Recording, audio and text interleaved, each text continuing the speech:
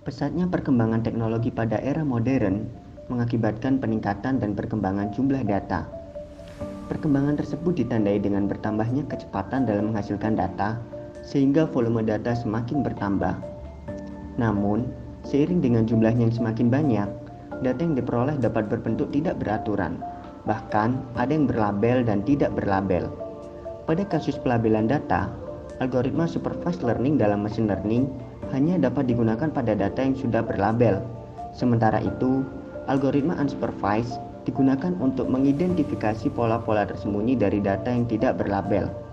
Sayangnya, dalam kondisi real, seringkali ditemukan data yang labelnya hanya berjumlah sedikit, sementara data yang tidak berlabel berjumlah sangat banyak. Padahal, memberi label pada data yang tidak berlabel itu sulit, memakan waktu, dan terlalu mahal karena memerlukan spesialis, perangkat, dan sistem khusus yang dioperasikan oleh sumber daya manusia yang berkualifikasi. Lantas, bagaimana dunia data scientist memecahkan problem tersebut? Assalamualaikum warahmatullahi wabarakatuh. Selamat datang di kesempatan presentasi tim ABI dari Universitas Airlangga. Pertama-tama, perkenalkan nama saya Ahmad Yusuf Al-Badri, biasa dipanggil Yusuf, dan dua rekan saya. Yoso Padnepunomo, biasa dipanggil Bios. Dan Idrus Azaki, biasa dipanggil Idrus.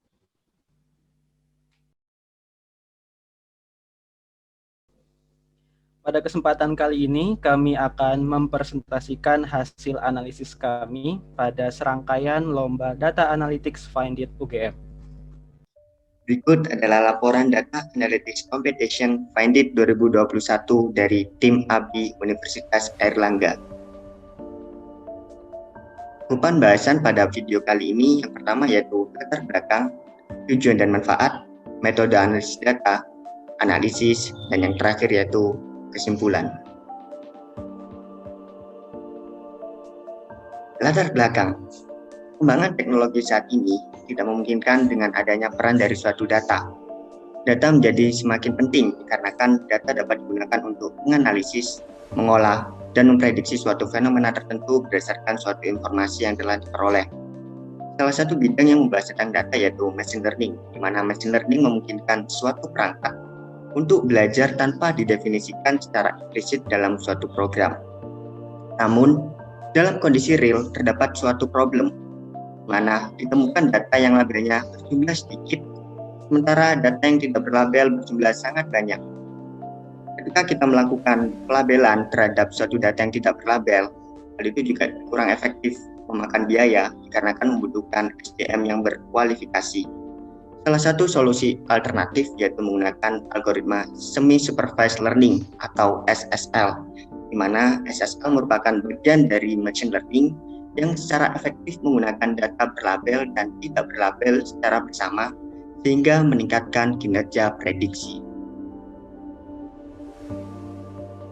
Sebelumnya telah dilakukan beberapa penelitian yaitu oleh Xing, Hua, Zhou, dan Meng Li pada tahun 2007 yang membahas tentang semi-supervised regression with co-training dan Muhammad Idrus Fahrudin pada tahun 2015 yang membahas tentang metode random forest classification dan SVM. Kedua penelitian tersebut menjadi rujukan kami dalam menerapkan SSL pada harga buku. Sehingga pada penelitian ini, kami akan membandingkan model KNN, satu model dan satu model random forest dalam memprediksi harga jual suatu buku berdasarkan fitur-fitur yang sesuai.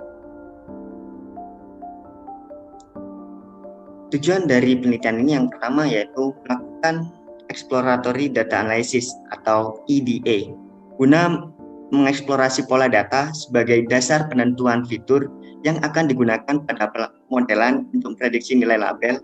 Dan yang kedua yaitu algoritma SSL, memprediksi harga dari suatu buku berdasarkan pendekatan semi-supervised learning dengan metode co-training dan model terbaik di antara OREC dan KNN Random Forest.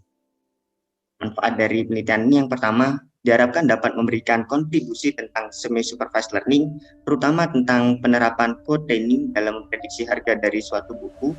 Yang kedua yaitu sebagai bahan referensi bagi peneliti yang ingin membahas topik yang terkait dengan analisis ini. Memasuki bahasan selanjutnya, yaitu mengenai metode analisis data, dapat diketahui bahwasanya sumber data kami berasal dari panitia lomba, dengan variabel yang ada di dalamnya merupakan harga jual buku beserta dengan fitur-fitur yang tersedia, yang mana fitur-fitur ini merupakan informasi dari buku-buku tersebut. Kemudian untuk software, kami menggunakan RStudio dengan bahasa pemrograman R dengan metode analisis yaitu semi-supervised learning dengan algoritma co-training. Data dan sumber data kami, yang mana data kami merupakan data sekunder yang terdiri dari data training sebanyak 3.550 data dan data testing sebanyak 500 data. Kemudian untuk variabelnya terbagi menjadi dua, yaitu label dan juga fitur. Untuk label ini merupakan harga dari suatu buku, yaitu price, dan juga fitur ini terdiri dari 37 variabel seperti yang tertera pada layar, yang mana ini definisinya sesuai dengan petunjuk yang diberikan oleh panitia yang kemudian akan kami lakukan pre-processing. Untuk langkah analisisnya sendiri, pertama kami lakukan accessing data, baik itu training maupun testing ke dalam RStudio, kemudian kami lakukan pengamatan awal terhadap data untuk menentukan langkah-langkah dalam pre-processing. Kemudian kami lakukan pre-processing data yang meliputi mengurutkan data hingga melakukan scaling terhadap kolom dengan tipe data numerik. Kemudian dari hasil data pre-processing tersebut kami lakukan exploratory data analysis atau EDA untuk menentukan fitur-fitur apa saja yang akan dimasukkan dalam model. Kemudian kami lakukan modeling dengan semi-supervised learning, yang mana model yang diperoleh akan kami gunakan untuk prediksi, menghitung RMSE, dan menyimpan hasil prediksi dari data testing. Kemudian akan diperoleh kesimpulan dan saran dari analisis kami. Data yang kami gunakan dari hasil pre-processing yaitu data training sebanyak 3.440 data dan juga data testing sebanyak 492 data, yang mana fiturnya dari 37 berubah menjadi sebanyak yang tertera pada layar, yang mana akan kami lakukan fitur selection dengan menggunakan EDA. Pada EDA, kami lakukan terhadap label dan juga fitur, yang mana fitur ini ada fitur kategorik dan juga numerik yang akan kami lakukan feature selection untuk digunakan dalam modeling dalam memprediksi label. Kemudian untuk EDA label dapat diketahui bahwasanya jumlah missing value-nya sangat banyak, yaitu sebesar 2.000-an data. Kemudian untuk complete rate-nya sebesar 15,6% dengan nilai minimum 0, yang artinya ada harga-harga dari suatu buku yang gratis. Kemudian dapat diketahui dengan pendekatan grafis menggunakan histogram bahwasanya sebaran harga dari suatu buku itu berada di kisaran Rp250.000, yang mana semakin besar semakin jarang datanya seperti yang terlihat pada histogram maupun scatter plot ini. Dan juga ditegaskan dalam box plot yang mana data-data yang besar ini dapat dianggap sebagai outlier.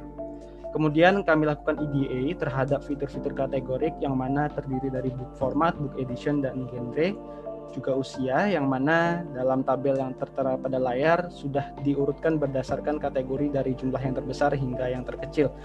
Dan kami akan berfokus pada mean price, yang mana kami akan mengindikasikan apakah suatu variabel fitur kategorik ini memiliki pengaruh terhadap harga dari suatu buku berdasarkan rata-ratanya. Maka dari itu kami gunakan dua pendekatan, baik itu pendekatan grafis menggunakan boxplot dan juga uji hipotesis menggunakan ANOVA maupun uji T. Nah, berdasarkan uji hipotesis ini dapat diketahui bahwasanya terdapat perbedaan rata-rata price, yang artinya dapat diindikasikan bahwa book format memiliki pengaruh terhadap harga suatu buku.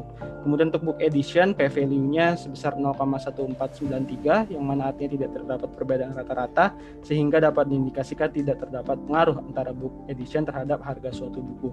Begitu pula terhadap variabel usia, yang mana memberikan kesimpulan yang sama seperti book edition. Kemudian untuk genre ini p-value-nya lebih kecil dari tingkat signifikansi 5%, yang artinya terdapat perbedaan rata-rata sehingga dapat diindikasikan bahwa genre memiliki kontribusi terhadap harga dari suatu buku. Kemudian untuk fitur-fitur numerik yang terdiri dari book old, pages, weight, rating value 0, rating count 0, total rating value, dan volume size, dapat diketahui nilai rata-rata simpangan baku, median, minimum, dan maksimum seperti yang tertera pada tabel di layar, yang mana ada hal menarik di sini pada variabel book old, minimumnya minus 0,498 tahun, yang artinya ada buku-buku yang dia publish pada saat harga itu diakses. Jadi publish-nya itu setelah harga diakses ya. Jadi bisa dibilang harga-harga itu adalah harga-harga pre-order. Kemudian untuk maksimumnya sebesar 221 tahun. Ya, 221 tahun ini mengartikan bahwasanya ada buku yang terbit pada tahun 1800. Kemudian Untuk mengetahui bagaimana pola datanya terhadap price, kami gunakan pendekatan seperti yang tertera pada layar dengan 3 komponen, ada korelasi, lalu ada line plot distribusi, dan juga scatter plot. Berdasarkan kolom price dan juga baris price, ini dapat diketahui bahwasanya korelasi yang signifikan itu hanya book out, pages, weight, dan juga volume size, sedangkan rating value 0, rating count 0, dan total rating value tidak signifikan berkorelasi terhadap price. Kemudian kalau kita perhatikan lebih jauh lagi dari total rating value terhadap rating count 0, memiliki nilai korelasi sebesar 0,999, itu sangat signifikan yang ditandai dengan bintangnya sebanyak 3, yang artinya dapat diindikasikan bahwa terdapat multikolinearitas kalau kami menggunakan variabel-variabel tersebut. Oleh karena itu kami lakukan penekanan dengan menggunakan variance inflation factor, dan dapat diketahui bahwasanya rating count 0 dan total rating count, ya, total rating value itu memiliki nilai VIF yang lebih besar daripada 5, sebesar 930-an lebih tepatnya, yang mana ini mengindikasikan ada multikolinearitas, dan untuk menghindarinya kami tidak menggunakannya dalam pemodelan. Oleh karena itu, fitur yang akan dimasukkan dalam tahap pemodelan terdiri dari 7 fitur, yaitu book format, genre, book all, pages, weight, rating value 0, dan volume size. Sekarang kita masuk ke dalam bagian pemodelan. Seperti yang sudah dijelaskan tadi, data yang digunakan dalam pemodelan adalah data yang telah dilakukan preprocessing dan juga fitur-fitur telah dilakukan seleksi fitur berdasarkan hasil IDE pada tahap sebelumnya. Nah, pada penelitian ini, model yang akan digunakan adalah model KNN regressor dan random forest dengan menggunakan algoritma co-training. Nah, apa itu algoritma co-training? Algoritma co-training adalah sebuah algoritma semi-supervised learning yang menggunakan beberapa model dengan harapan bahwa data yang digunakan untuk analisis ini dapat dijelaskan dengan model-model tersebut dan mampu saling melengkapi antara satu sama lain. Lanjut. Nah, di sini bisa dilihat hasil dari pemodelan yang telah dilakukan. Di sini ada metode, parameter, dan LMSE atau root mean square error. LMSE ini adalah sebuah nilai yang dapat digunakan untuk menilai apakah sebuah model itu baik atau tidak. Model yang terbaik adalah model yang memiliki nilai LMSE terkecil. Di sini terlihat bahwa ada metode correct dan SSL. Ini hanyalah perbedaan di pemrogramannya saja. Correct ini adalah sebuah function, sementara SSL ini sebuah library, tapi secara teknis intinya dia sama-sama menggunakan algoritma co-training. Di sini untuk correct dia menggunakan 2 KNN regressor dengan K sama dengan 58 dan menghasilkan LMSE sebesar 172.244.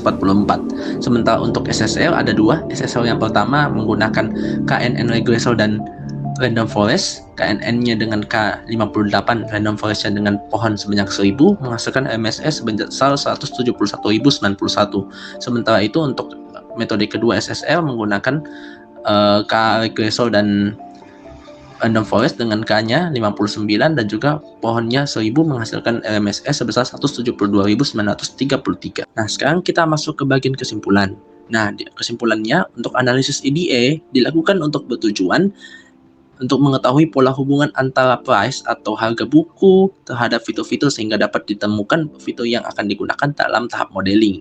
Nah, hasilnya itu adalah ya fitur-fitur yang akan bisa digunakan dalam tahap modeling itu.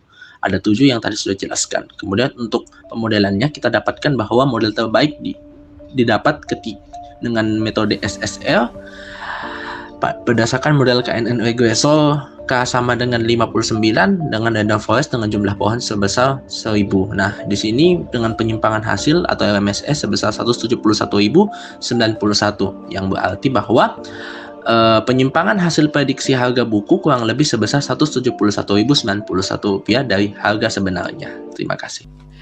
Sekian presentasi dari tim kami.